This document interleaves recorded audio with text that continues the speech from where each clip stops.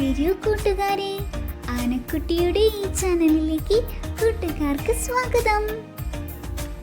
കഥാപാത്ര നിരൂപണം തയ്യാറാക്കാം.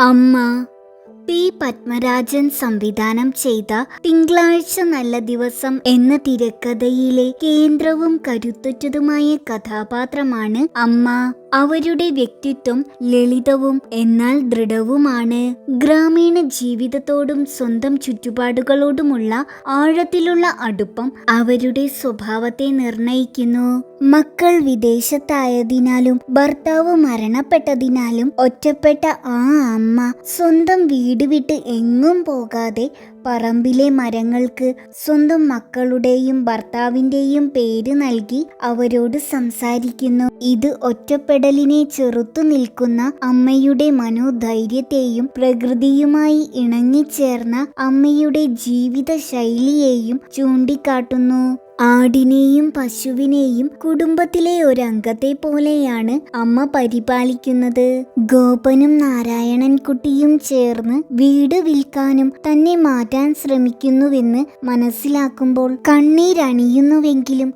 മാനസിക കരുത്തോടെ ഉയരുന്നുണ്ട് ഈ കഥാപാത്രം. കഥാന്ത്യത്തിൽ വേദനാകരമെങ്കിലും ദൃഢചിത്തയായി മാറുന്നുണ്ടവർ. വീട് വിട്ടു പോകുമ്പോൾ കരയാതെ എത്ര കാലം കഴിഞ്ഞാലും എന്നെ കാണാനായിട്ട് ആരും അങ്ങോട്ട് വരരുത് എന്നുള്ള അമ്മയുടെ കടുത്ത നിലപാട് മക്കൾ ഏൽപ്പിച്ച ആഴത്തിലുള്ള മുറിവിൽ നിന്ന് ഉയിർ കൊണ്ടിട്ടുള്ളതാണ്. ആർക്കും ഭാരമാവാതെ സ്വയം ഒറ്റപ്പെടാൻ അവർ തീരുമാനിക്കുകയാണ്.